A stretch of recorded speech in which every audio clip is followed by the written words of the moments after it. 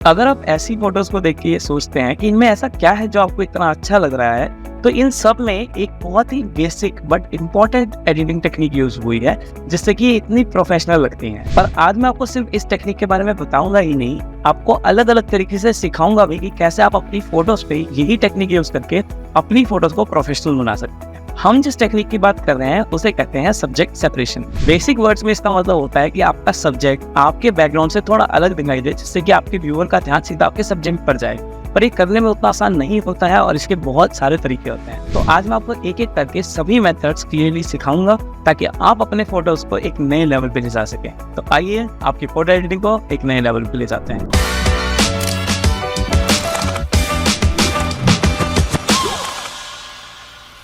तो अब थोड़ा सब्जेक्ट सेपरेशन की डिटेल में जाते हैं। बेसिकली जब भी आप कोई फोटो खींचते हैं तो उसमें एक सब्जेक्ट होता ही है, चाहे वो एक इंसान हो या फिर एक ग्रुप ऑफ पर्सन्स हो या फिर कोई एरिया हो या फिर कोई ऑब्जेक्ट हो या फिर काफी सारे ऑब्जेक्ट भी हो सकते हैं। तो जब भी आप किसी प्रोफेशनल फोटो को देखते हैं तो आपका ध्यान सीधा इस सब्जेक्ट पे जाता है, जिससे कि आप उसके इमोशंस को फील कर पाते हैं और आपको ये फोटो बहुत पसंद आती है। तो अब हम बात करते हैं कि कितने टाइप का सब्जेक्ट सेपरेशन होता है और आप कैसे अपनी फोटोज पे इन सबको अप्लाई कर सकते हैं। तो सबसे पहली और सबसे बेसिक टाइप की सेपरेशन होती है लाइट सेपरेशन। इसमें आपको अपने सब्जेक्ट और बैकग्राउंड को लाइट के बेस पर सेपरेट करना हो। कहने का मतलब ये है कि आपका सब्जेक्ट थोड़ा लाइट हो जाना चाहिए और आपका बैकग्राउंड जो है वो थोड़ा डार्क हो जाना चाहिए। इसको करना बहुत ही सिंपल है।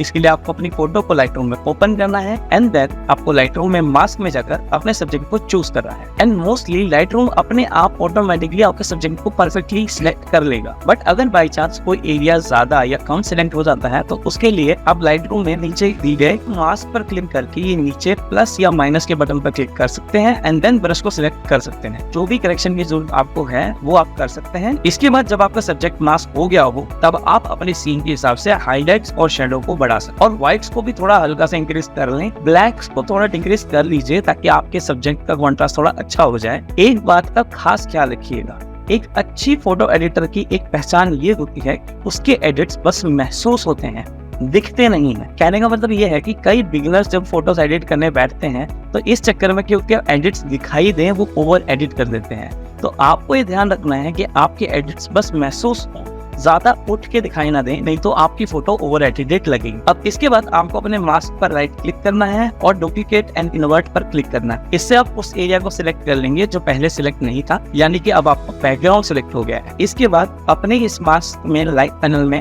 हाईलाइट, शेडो और व्हाइट्स को कम करना है और अगर थोड़ा ज्यादा इफेक्ट चाहिए तो एक्सपोजर को भी डार्क कर सकते हैं और आपका सब्जेक्ट आपके बैकग्राउंड से अलग दिखेगा। अब ध्यान देंगे कि अब आपका ध्यान, आपका फोकस, आपके व्यूअर का फोकस सीधा आपके सब्जेक्ट पे जाएगा बजाय कि बैकग्राउंड में खोने। और यही लाइन सेपरेशन आप रेडियल या लीनियर मास्क की मदद से भी कर सकते हैं। बट अगर आप सब्जेक्ट मास्क का यूज करते हैं तो उसमें आपको ज्यादा अच्छी क्लैरिटी मिलती है। दूसरा सेपरेशन टेक्निक बताने से पहले अगर आपको ये वीडियो पसंद आ रही हो तो इस वीडियो को लाइक जरूर कीजिएगा और मैं आगे बहुत सारे ऐसे ही फोटो एडिटिंग और वीडियो एडिटिंग टेक्निक्स डालता रहूंगा और इतनी ही डिटेल में बताता रहूंगा, तो सब्सक्राइब जरूर कर लीजिएगा। अब हम दूसरे सेपरेशन टेक्निक की बात करते हैं जिसे कहते हैं कलर सेपरेशन। अब इस सेपरेशन टेक्निक के लिए आपको कलर थ्योरी आना बहुत जरूरी है, बट कलर थ्योरी खुद में ही एक बहुत बड़ा टॉपिक है, तो मैं पूरा टॉपिक तो कवर नहीं कर सकता, पर मैं आपको कुछ बेसिक बता देता हूँ। कलर थ्योरी में आपको कलर व्हील के हिसाब से कलर कॉम्बिनेशंस यूज करने होते हैं जिससे कि आपकी फोटो अच्छी लगती है। अब प्रॉब्लम ये है कि यहाँ पे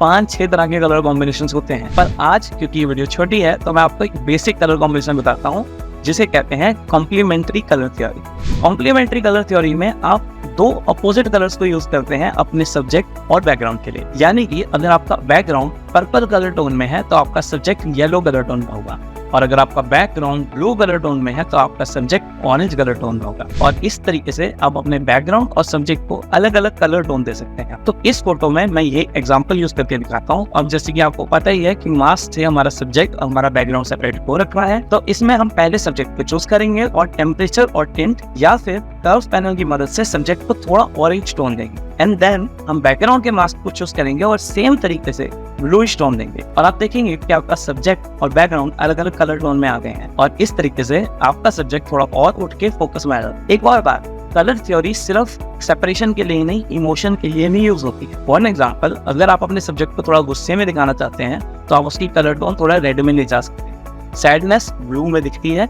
ग्रीन में फ्रेश दिखता है। जैसे कि अगर आप कोई सीनरी वाली फोटो एडिट कर रहे हैं जिसमें आपके सब्जेक्ट के बैकग्राउंड में सीनरी है, तो आप बैकग्राउंड में ग्रीन टोन देंगे तो सीनरी ज्यादा हरी भरी लगी। तो कलर थ्योरी को आप सिर्फ सब्जेक्ट सेपरेशन में ही नहीं, इमोशंस में भी यूज कर सकते हैं। तो अब चलते हैं अगले सब्जेक्ट सेपरेशन के मेथड। आज का लास्ट सेपरेशन मेथड है डेप्थ सेपरेशन, यानी कि फोकस के बेस पे सेपरेशन करना। अब आप ध्यान देंगे कि जब भी किसी फोटो में आपका बैकग्राउंड ब्लर होता है या फिर आपके फोटो में डेप्थ की फीलिंग आ रही होती है, वो फोटो ऑटोमेटिकली बहुत अच्छी लगती है। इसीलिए लोगों को प्राइम लेंस से शूट करना बहुत पसंद है, क्योंकि प्राइम लेंस से आपका बैकग्राउंड काफी ब्लर हो जाता है और फोटो में काफी अच्छी डेप्थ की फीलिंग आती है। पर चाहे आप कोई प्राइम लेंस ना भी यूज कर रहे हो और आपकी फोटो फ्लैट भी आई हो, तब भी आप एडिटिंग प्रोसेस के थ्रू उसमें डेप्थ डाल सकते हैं और फोकस के बेस पे अपने सब्जेक्ट को सेपरेट कर सकते हैं। इसके लिए दो तरीके हैं।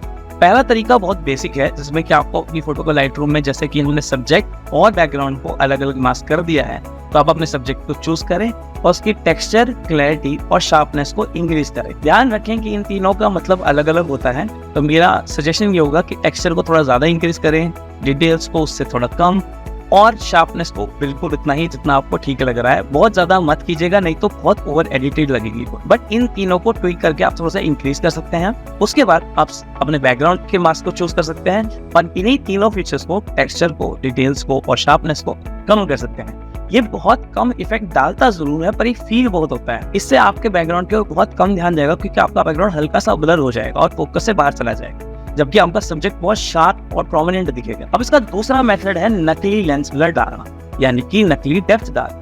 ये फीचर आपको लाइटरूम में मिलता है, अभी 1 साल हुआ इसको आए को। इसके लिए आपको लाइटरूम के लेंस ब्लर पैनल में जाना है और उसके बाद जैसे ही आप अप्लाई पर क्लिक करेंगे, ये आपकी फोटो को एनालाइज करेगा एंड देन आप ब्लर अमाउंट को और किस टाइप का लेंस ब्लर चाहिए चूज कर सकते हैं। अब इसके साथ प्रॉब्लम ये है कि ये फीचर AI बेस्ड, तो AI बेस्ड होने के कारण ये चाहे आपकी फोटो को जितना मर्जी अच्छा एनालाइज कर ले, कई बार ये बहुत अच्छे रिजल्ट देता है, पर कई बार रिजल्ट उतने अच्छे नहीं हो पाते हैं। और अगर आपकी फोटो की रेजोल्यूशन कम है तो कई बार ये आपके एजेस को मिस कर देता है और कई बार ये रियलिस्टिक भी नहीं लगता है। तो इसलिए मैं इसका काफी कम यूज करता हूँ। वो जो पहला वाला डेप्थ मेथड है, जिसमें आपको टेक्सचर, क्लैरिटी और शार्पनेस से करना है, वो मेरा पर्सनल फेवरेट है।